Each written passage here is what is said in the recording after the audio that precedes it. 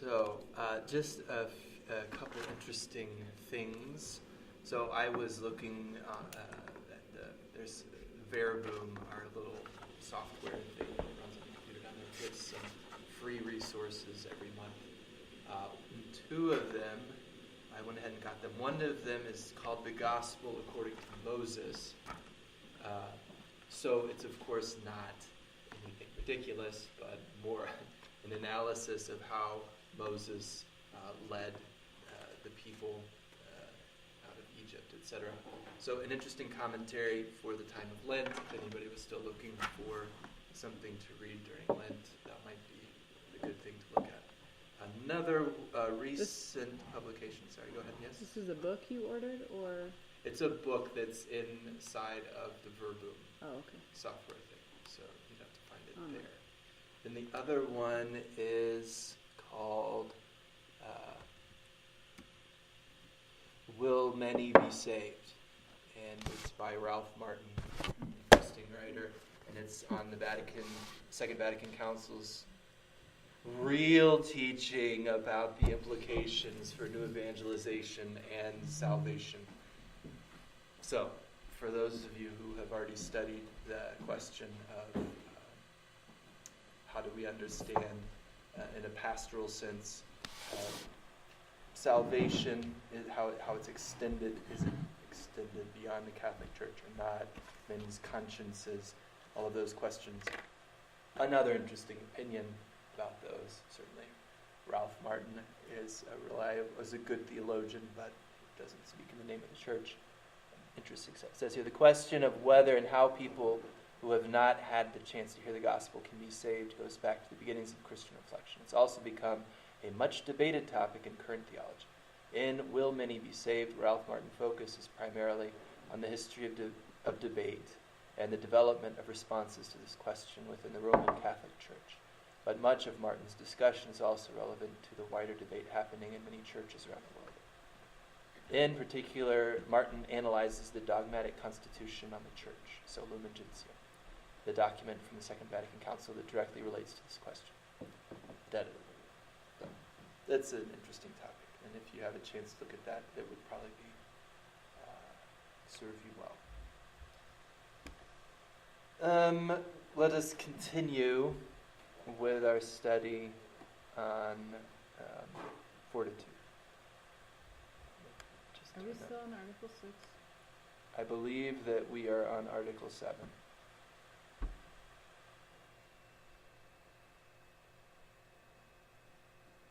Did we finish Article 6? Whether endurance? Yeah, I think we finished it. Article 7, ... Yeah. Yeah, here we go. All right. So let's jump right in.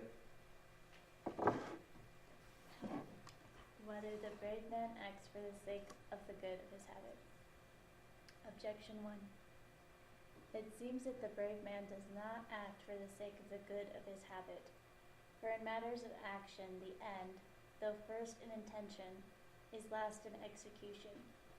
Now the act of fortitude, in the order of execution, follows the habit of fortitude. Therefore, it is impossible for the brave man to act for the sake of the good of his habit. Okay, let's see if we can understand that objection.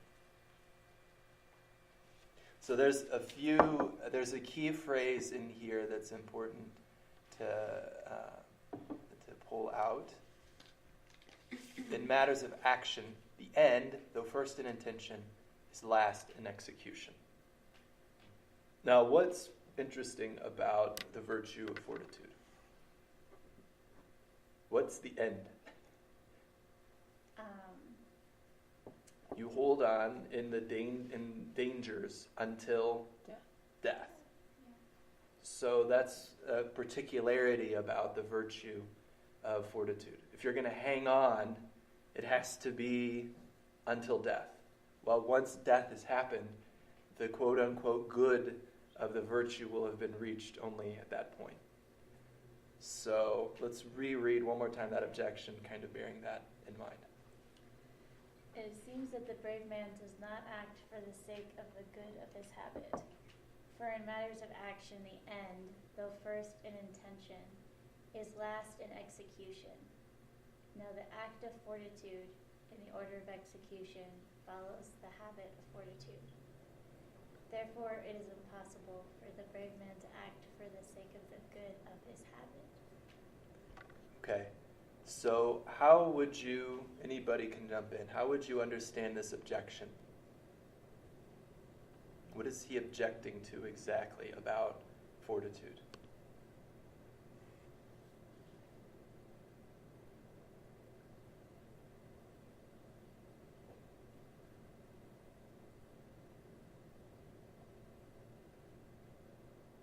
I don't think this is what it is, but can you help me understand if this is related? If you can only die once, you can't really make a habit out of it. So you could only achieve that good of like the ultimate act of fortitude once. Right. That's not what he's saying though, is it? Right, well the objection knows, so to speak, in the background that this is the problem. But he's trying to object that in any other virtue, you have to make an act of temperance. You have to make acts of justice, of prudence, etc., for those virtues to be real. Now, the ultimate crowning act of fortitude, which can only be resisting in the face of dangers of death, to veer off of the path, the right path of truth, whatever. So that's the problem underlying this is for any other virtue, that last act, the act of virtue itself, is attainable. Whereas in fortitude, there's something until you've died. Anything else, you're just in the way of fortitude, holding on. Does that make sense?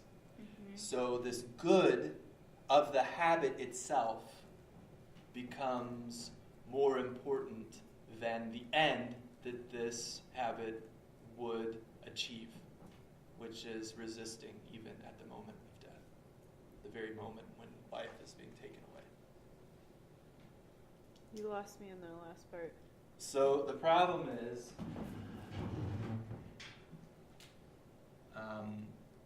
we know that fortitude, from all of the other articles that we've read beforehand, fortitude will resist even death itself.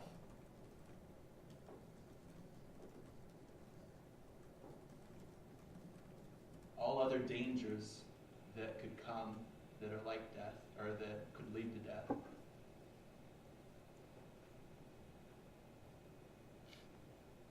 And that we know there's that resistance is by which two passions that want to take you away? Daring and fear. Right. Daring, which jumps in to try to be the stronger one, and fear, which would cause you to run away and to flee. So fortitude resists by enduring and also by the attack, but principally by enduring. Now, since death is the end in two ways, right? You've got the end, so we talk about it in Greek, right? There's the end that's the telos, and then the end that's just the term. So there's an end like of the path, and then there's an end which is like the goal. What is your goal? That's another word for end that we use, like in philosophy. What's your goal? What's your end? So here the goal of fortitude is to resist anything or endure anything that could possibly lead to death, any of those dangers. The goal. Well, it turns out that the end, also the term of fortitude, could be death. So you could actually die. That is a real sort of consequence that would be involved in an act of fortitude. So it seems that the brave man does not act for the sake of the good of his habit, for in matters of action, the end, though it is first in intention, is last in execution. Now in the act of fortitude, in the order of execution, it follows the habit of fortitude. The order of execution follows the habit of fortitude. Therefore, it's impossible for the brave man to act for the sake of the good of his habit. So he's saying, if fortitude is like the other virtues, which means that this end is last in execution, then it would be impossible for fortitude to be a virtue if that wasn't also the case. So it's a logical objection, but we can see that there's a difficulty in maintaining the two senses of the end that have to do with fortitude. Fortitude means I could really die, and at that point, it's just the end, and it's over. You can't do it twice, like we were saying. You die once. But it's also, it sees the end as this could lead to my death, but I'm going to hold on anyway. Endure, attack, whatever. If that is not clear at all, try to ask a question, because that might help me speak more clearly also. What does it mean by in the order of execution? Like, I'm just like really lost. I don't understand. Right. So there are these two orders that he presents: the order of intention, and then in the order of execution. And actually, sorry, before you explain those two, would you mind explaining what he means by the good of his habit? Okay. So probably the easiest way to understand the good of the habit is when you talk about like an artist. There's a certain joy in the act of making art itself. Before you've even finished making your painting or whatever, there is a certain good in the activity itself that leads up to it, or just that engagement, that interior pleasure that's involved in that activity. Mm-hmm. So whether you win the basketball game or not, there should be some joy in the activity itself if you're any good at it. In dancing, same thing. There should be some joy in the activity itself, even if you have not finished the piece and making music. So there's a joy in the operation itself. There's a good in the operation itself. Mm-hmm. So the good of the habit itself is talking about acting with fortitude. There is some good in that. Mm-hmm. But usually for virtues, you can't have a virtue, the pleasure of acting virtuously itself being the end of it. There's actually another good for the sake of which I am being virtuous, or I'm trying to be virtuous, that's drawing me through that activity. That's helpful. Yeah. So there's a particularity with fortitude that in the act of enduring, in the act of resisting or attacking, whatever it is, that's virtuous, there's a good in that activity itself, in that interior activity, which does not have to look at the death that's coming. That's how I quickly, and then in the order of intention versus the order of execution. The order of intention is simply saying that if I'm here, this is my stick figure. So this is fortitude, so he looks like this. It's not quite grinning, not quite frowning, just holding on.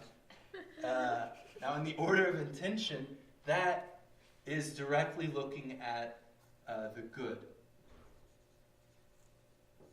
Okay, or the truth.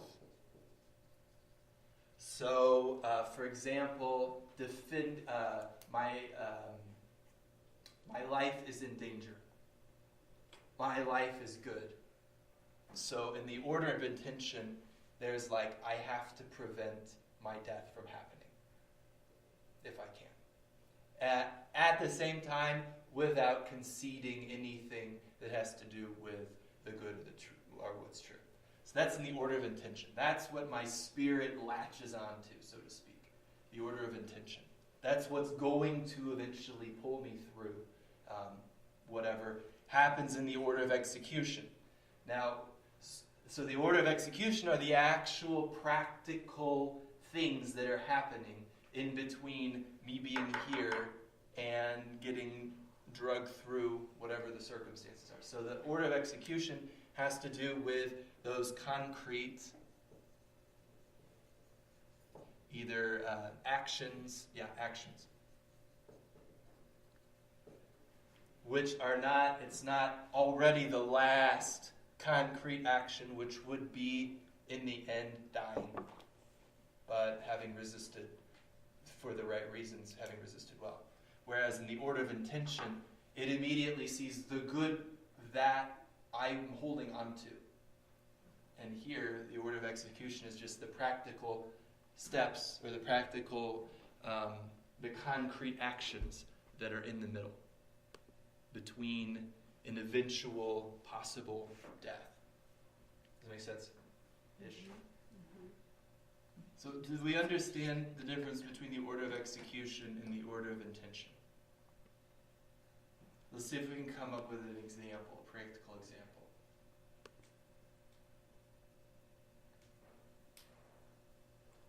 And this doesn't have to relate directly to fortitude, because you have the order of intention and the order of execution for all of the virtues. And even for art, you have it for like all of our practical activities. There's an order of intention and there's an order of execution. So easy example, playing basketball, again, because that's what we do on occasion. The order of intention, get the ball in the hoop. Make the goal. Make a point. That's the order of intention. I have the intention to make a point. Now, in the order of execution, there are a number of things that have to happen in a certain sequence in order for that goal to be reached. Right? I have to dribble around somebody. I have to make a fake. I have to be flexible, because I'm making these adjustments. The last thing that I need to have happen is for that to get into the hoop. I can't start out with, it's in the hoop, because that just doesn't happen. Even if that's the goal, it's not the first thing that happens. So, as we have here in the example, it says, in matters of action, the end, though first in intention, is last in execution. So, if now for fortitude, what is the end is that's first in intention and last in execution, since it has to do with death and resisting the dangers of death, there's something very particular about that, because death is not the goal, even if it is the last thing against which I must resist in order to have that virtue fully. Does it make sense? I'm babbling a lot. I'm seeing confused faces. Asking questions might help to clarify things. Okay. Probably moving on also will help, but let's Okay. get another question, if there's one, or a comment. That sentence where he says, now the act of fortitude in the order of execution follows the habit of fortitude. Is he saying that in the order of execution, fortitude is... The last act of fortitude is actually dying for the sake of something that is good and right and true, in having faced the dangers of death. Now the habit of fortitude follows it. So the habit is like everything that would carry me through to that last final act. Does it make sense? I think so. So it's essentially saying what Savannah said. The objection is that you can't make a habit because you have to die. Right, so how can you make a habit of this if you can't? There has to be, the objection, in fact, could have been written a little bit differently, but the way that Thomas has chosen to put it in here, it is impossible for the brave man to act for the sake of the good of his habit, because the good of his habit, in theory, would not be good enough, because it's not yet death. Finally. The good of his habit would just be a kind of resistance that's short of death. Okay. Can we move on? We can also move on. But these are important things to understand, even if we don't completely get the objection. Just one quick clarification. I Uh-huh. think this might be in the next objection, in which case we can just move on. But is the assumption here that with virtues, they are all for the sake of the good of their habits? No, the assumption has to be that the virtues are not for the sake of their own goodness, but an object. Like, the reason you're temperate is not because you're happy that you're temperate and you like the feeling of being temperate, or you like the success that you have in resisting right, but things. Thomas is going to say that the brave man does act for the sake of the good of his habit, right? Right. So that's a peculiarity of Well, virtue? right, but we're going to see why it's a particularity. So we have to... So there's something very right about this objection, but it reveals something that's peculiar about the virtue of fortitude. Okay, so we shall now move on to the great elation of everyone in the room. All right, you can... Objection read it if 2? you'd like. On the contrary. Oh, on the contrary. Okay. The philosopher says in the Ethics that, quote, to the brave man, fortitude itself is a good, end quote, and such is his end. Okay, go ahead, keep going. I answer that an end is twofold, proximate and ultimate. Now the proximate end of every agent is to introduce a likeness of that agent's form into something else. Okay, let's make sure we understand that part. Proximate and ultimate. That's pretty easy, right? An end is twofold, proximate and ultimate. The immediate end, the one that's right in front of me, proximate end, and then the ultimate one, the one that is further on, down the road. Proximate end of every agent is to introduce a likeness of the agent's form into something else. So, this is where it's going to get a little sticky, talking about an inner form, the agent's form. Okay? Proximate end of every agent is to introduce a likeness of that agent's form into something else. So let's come up with a good example of that. A good example is when you heat something, when fire heats something. Before something catches on fire, it heats up a lot. So you have fire, that's the agent, a burning bush. No, that's a bad one because it doesn't burn the other thing. All right, you have Gas stove. the gas stove, there's the flame there, and then you put on top of it a block of wood. Gas stove, you put a block of wood on it. Well, before the block of wood catches on fire, it gets hot, right? So there's a introduction of the likeness of that agent's form into something else. So heat is like fire. It's not quite the same thing as fire, but it's like fire. This immediate end that's happening between the agent that's the gas stove and the block of wood that's sitting on top of it is the block of wood has to get hot. Before the block of wood could catch on fire, it has to get hot. And so there's this proximate end. The first end is to make it like itself. Does that make sense? Okay. And not completely itself yet. It hasn't consumed it and turned it into fire. Oh, look at that. He gives the same. Dang it, Amazing. Thomas. All right, keep reading. Never mind. Thus, the end of fire in heating is to introduce the likeness of its heat into some passive matter. Such a great example. And the end of the builder is to introduce into matter the likeness of his art. Do you understand? Who could explain the builder example?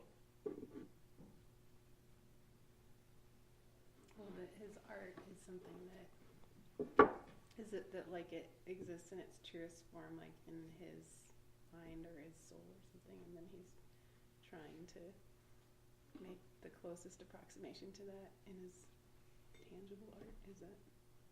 I mean that is a way of talking about it. I would phrase it just a little bit differently. Mm-hmm. So because otherwise we could end up thinking that the art is the ideal and the matter is the thing that is like false and not true. So that's a Platonic kind of language. Mm-hmm. But just with like a more a realistic kind of approach, you'd say there's the idea that the builder has, and he is going to then his proximate end introduce into matter what is like his idea. So that matter is going to transform into a likeness of his idea. It won't become his idea because his idea remains something immaterial and immanent, right, inside of him.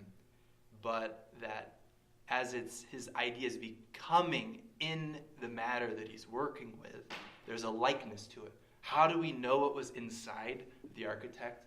Well, we can see something of what he's made afterwards. So there's this, once again, by proximation, by coming close. Okay, keep going. Whatever good ensues from this, if it be intended, may be called the remote end of the agent. Now just as in things made, external matter is fashioned by art, so in things done, human deeds are fashioned by prudence. Accordingly, we must conclude that the brave man intends as his proximate end to reproduce in action a likeness of his habit, for he intends to act in accordance with his habit, but his remote end is happiness or God. This suffices for the replies to the objections. For the first objection proceeds as though the very essence of a habit were its end. Instead, the likeness of the habit in act, as stated.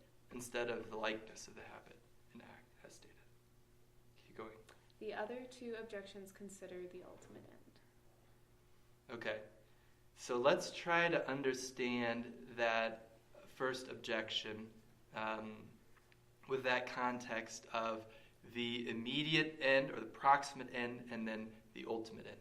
So the first objection, he says, proceeds as though the very essence of a habit were its end instead of the likeness of the habit in act, as stated. Okay. So let's look at that first objection. It seems that the brave man does not act for the sake of the good of his habit. For in matters of action, the end, though first in intention, is last in execution. Now the act of fortitude, in the order of execution, follows the habit of fortitude. Therefore, it's impossible for the brave man to act for the sake of the good of his habit. So how can we try to understand that in terms of the immediate and ultimate end, or the proximate and the ultimate end? And if there's a confusion that has to do with the as though the habit were the very essence of a habit were its end, instead of the likeness of the habit in act.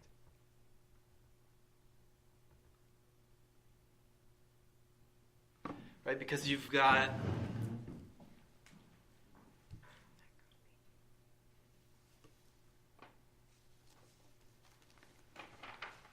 order of intention, order of execution. You've got, so the order of intention, you have both ends present. You have the ultimate end,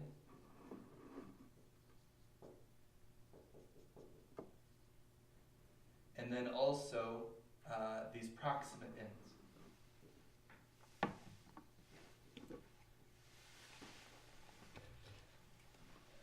And the order of execution, that's going to deal more with the proximate ends.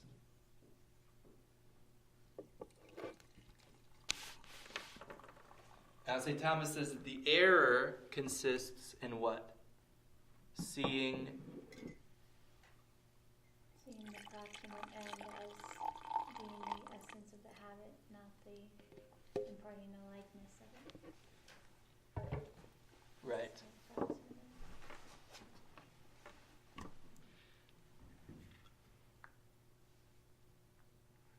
So how could we understand?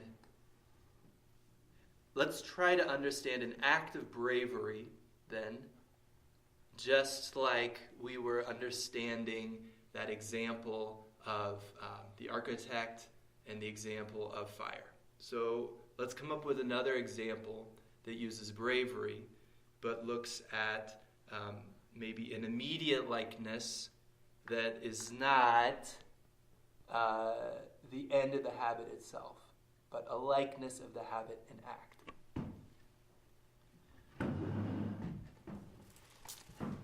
Does that make sense? So we're going to come up with an example of a brave act. Okay?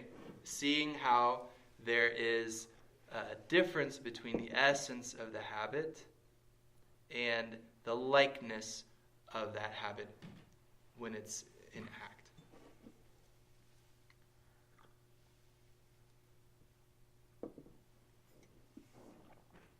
Let's take any experience of being brave at all and try to understand then the likeness versus that habit as being its own end. But specifically being brave in the face of the danger of death, right? Well, so I mean that's true. I think that would probably be the best way for us to find it. So let's look at in the face of death. So you've got. So you're trying. You see a kid in the road, and there's a truck coming, and you go to push the kid out of the road, risking your life. Mm-hmm. Is that an example to work with? Sure. Okay. Let's try to understand then where the habit is in there, and how there's a difference between the essence of that habit and then the likeness of the habit in act. Yeah, I don't know. Okay. That's why I don't understand. I don't know if this is it, but is it sort of that the essence of the habit would have to be, like we're talking about, an instance in which you did die because you resisted up into the point of death, but even if you didn't die, you could be imparting like a sense of that or a likeness of that by risking by almost doing that. Mm-hmm. Like you. It would be the same thing if you were fighting somebody, and each brave dodge or brave strike could imply and does imply the danger of death, but not each one of them results in death. But there's a likeness to each one of those actions to the virtue in act, the habit in act. And the goodness, or the essence of the habit itself, which is, I would say, how would you talk about the essence of the habit itself?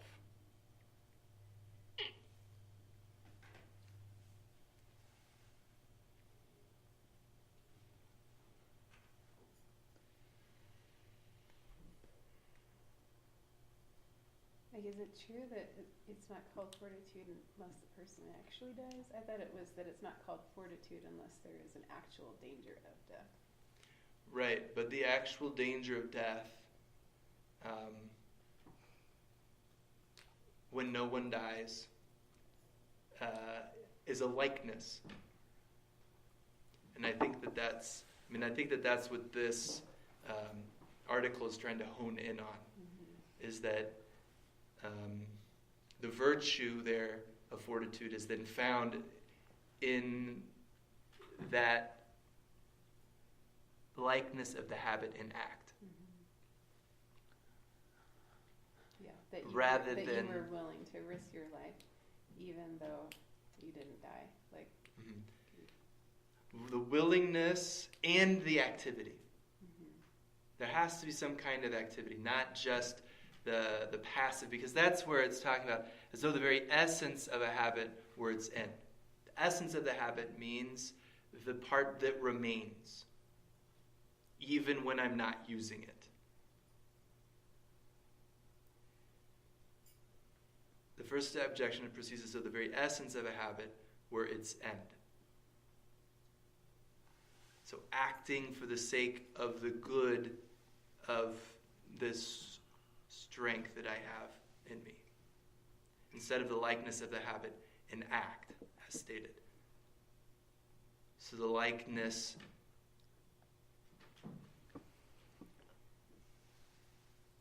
how about this? Let's read the next two objections, which have to do less with this confusion with the essence of the habit and more with the ultimate end. Objection 2. Further, Augustine says, "We love virtues for the sake of happiness, and yet some make bold to counsel us." Oops. Something. Oh, no, you're right. I was looking at objection 3, which also says further, Augustine says. Oh. Go ahead, keep going.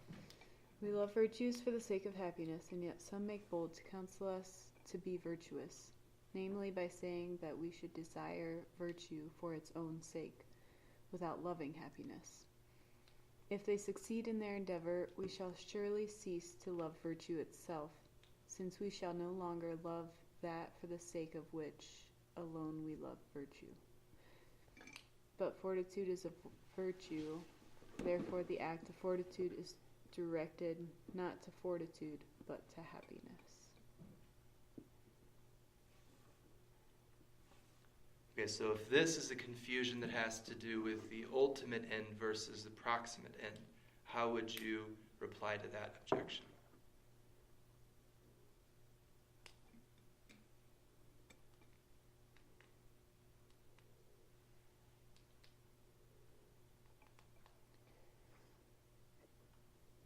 By the way, those who would say we should desire virtue for its own sake without loving happiness are the Stoics. So that's Stoic philosophy. Which leads to... Just me, or is that really similar to the first objection? So this would be a different kind of objection from the first objection. This one is... It was also talking about virtue for its own, like the pleasure or the good of its just virtue versus the end of virtue. Right, so the first objection is looking at the immanent experience of fortitude, and that's just good in itself. And this one is saying that we don't love it for its own sake because we have to love happiness. That's Augustine here. Because we love happiness, we are strong, or we become, we have this virtue of fortitude. The act of fortitude is directed not to fortitude, but to happiness. So that's the objection. So why does that why would we still say, even though that's true, that the brave man still acts for the sake of the good of his habit? Which means that fortitude's goodness. So here he's just acknowledging the truth that all virtues have this ultimate end of Right. happiness, and therefore he's throwing out the proximate end. Right. But it could still have a proximate end as well as an ultimate end. The Right. proximate end can be for the good of its habit. Does that make sense, what she said? I'm sure it does. I just don't understand it. Good point. So, another way to put that is that, just because, let's say, this ultimate end, happiness, God, to which I am tending or wanting to tend, which will in concretely moving myself that way, develop in these virtues, such as fortitude. It doesn't mean that there aren't any intermediate ends also. how am I going to be happy? How am I going to reach God? And, in this concrete situation. Well, there's other things that I should also take into consideration. I need to learn certain things. I need to stand up for what's right.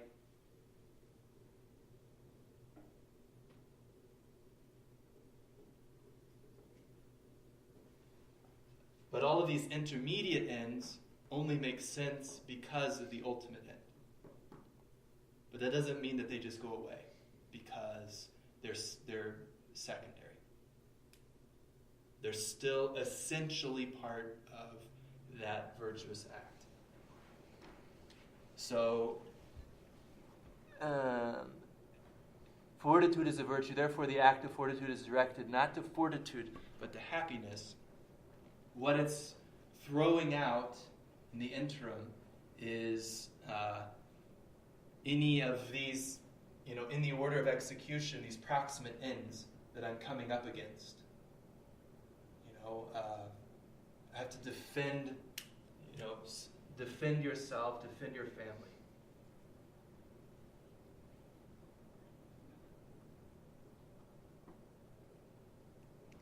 Well, what does that have to do exactly with happiness and with God? You have to see the link between those two for this virtue of fortitude to remain intact. However, you can't simply say, well, I don't need to defend my family or myself if my end goal is just happiness and God. They're connected. So this second objection would have us throw out any fortitude, acts of fortitude that would be an intermediate between does fortitude give you God directly? Does it give you happiness directly? No, it gives it to you indirectly through these other ends that you achieve through that. Contemplation, that works a little different. Fortitude is there to protect it. Okay, let's do objection 3. Further, Augustine says that fortitude is love ready to bear all things for God's sake. Now, God is not the habit of fortitude, but something better, since the end must needs be better than what is directed to the end. Therefore, the brave man does not act for the sake of the good of his habit. Okay, we know from the body of the article that it's the same reasoning for the ultimate end. That's where this objection is going to be refuted. How could we understand that?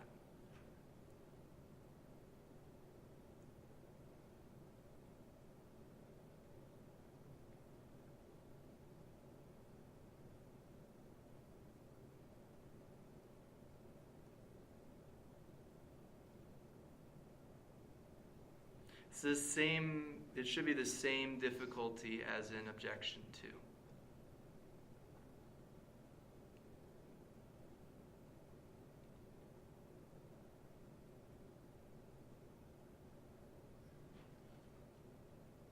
Look at how the argument is laid out.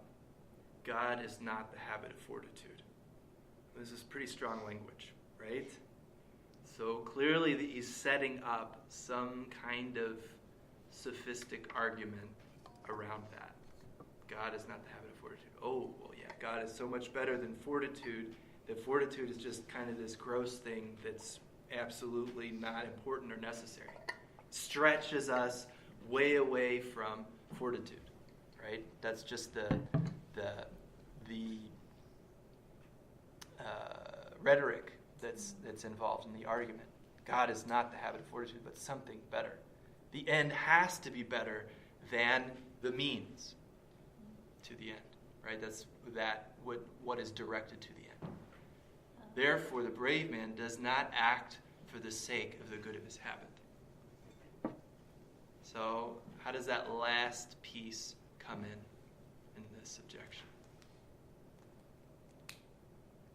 if he's setting it up logically, right?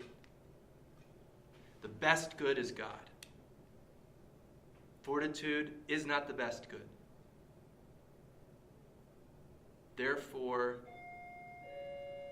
since the brave man acts for a virtuous end, an end that implies virtue, it can only be the best end, and not this other thing that is not the best end, which is fortitude.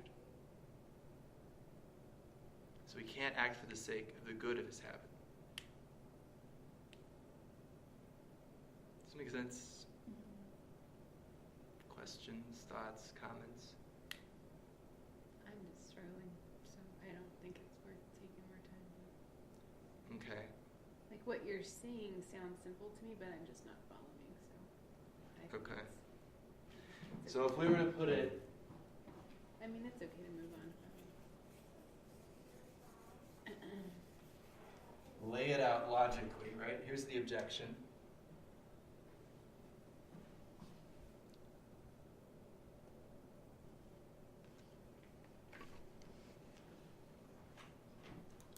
So the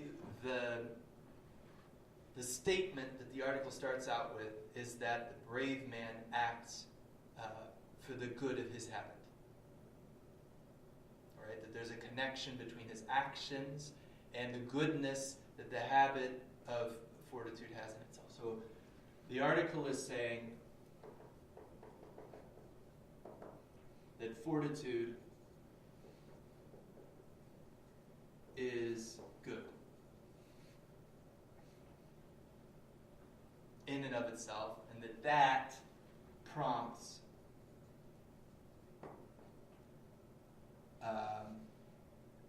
the actions of fortitude.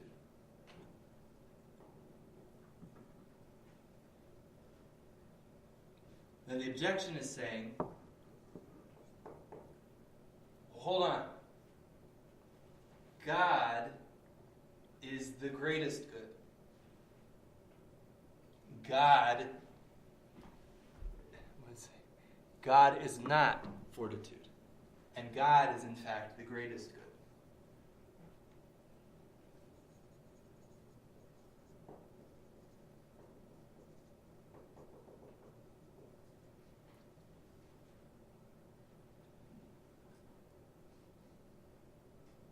So what the argument is trying to do is create in your mind such a separation between the goodness of God and the goodness of fortitude that the goodness of fortitude just sort of falls off the back of the truck and should be forgotten and left behind.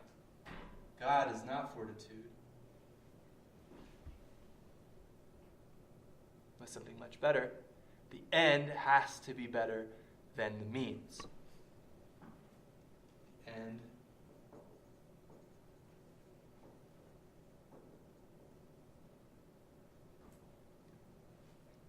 now here's a tricky word, right?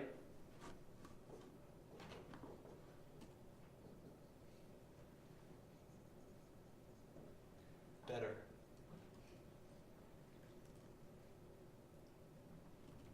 The end has to be better than the means.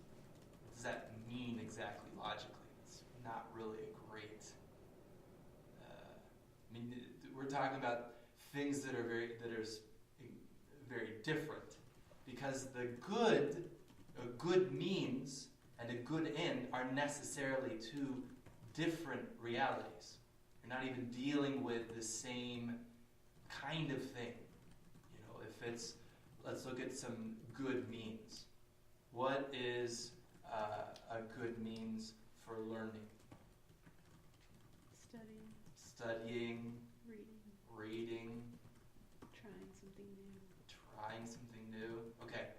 Now, the end is better than the means. So there is a hierarchy, but it's not just of quality. It's of essentially different kinds of realities. You can't have learning without these other things. You must necessarily study, read, try new things in order to learn. You can't just have learning and not have the other ones. You can't just have God and not have the other means that are there, even though they aren't as good as God. So the objection is trying to throw out secondary goods for the sake of the greatest good, as though that were somehow helpful or correct. God is not fortitude, but something better. The end has to be better than the means. Therefore, the brave man does not act for the sake of the good of his habit. So since fortitude is not God, therefore the strong man,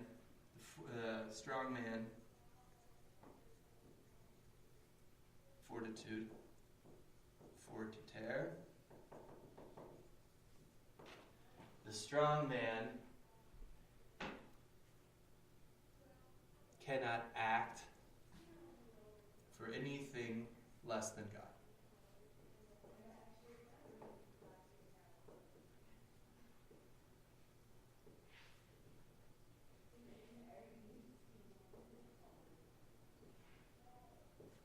And so you see on the other side, the other opposition, as though you had to discount God necessarily by acting in view of another good that is secondary. Does it make sense? So here on this side of the argument, it's saying, well, God is much better than fortitude, so he has to be the real end, and not fortitude at all. And the conclusion, so the strong man, in order to act virtuously, has to act for God only, and not any intermediate end, any other intermediate good. Well, that destroys, in some way, any human ethical action, which necessitates these intermediate goods. So the good of acting according to the virtue of fortitude in the habits and those, as we were looking at, in the order of execution and those proximate ends that are taking place, that's still connected to this good of acting for God, who's the ultimate end.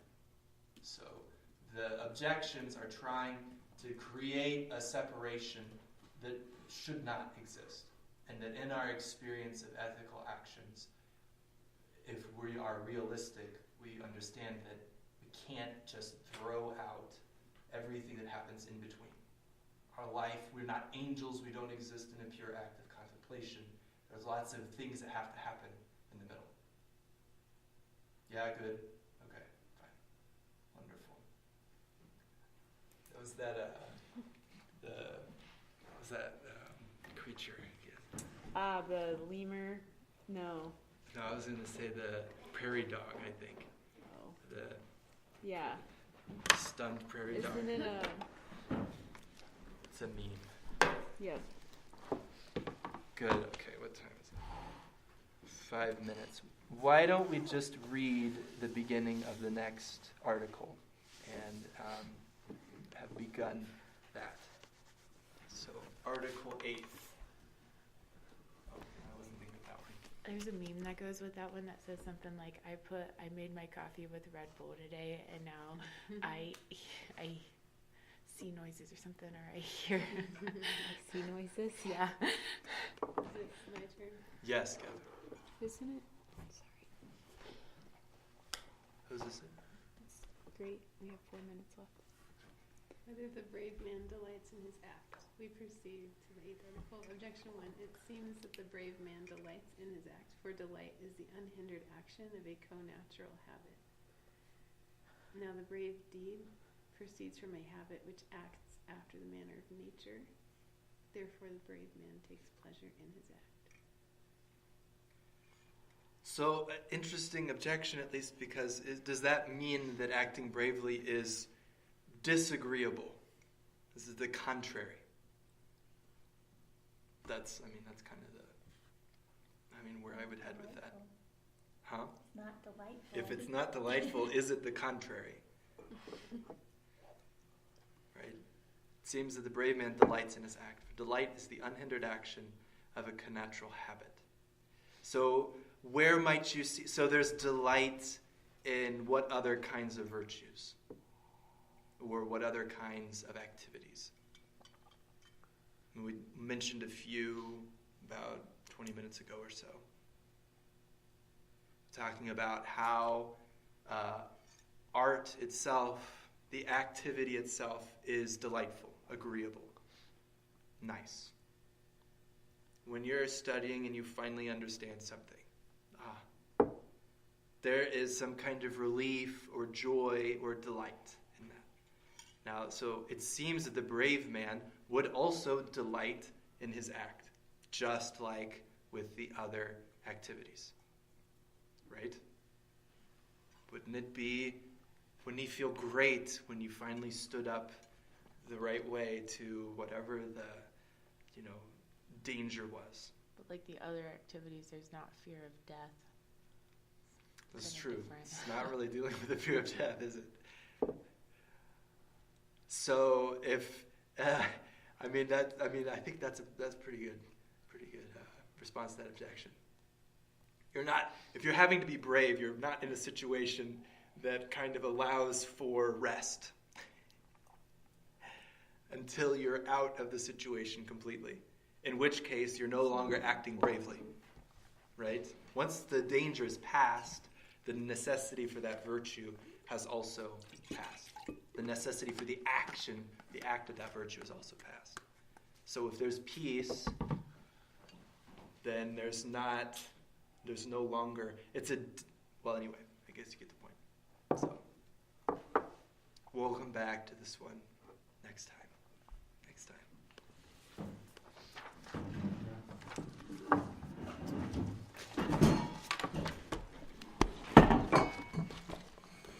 Father, Son, and the Holy Spirit.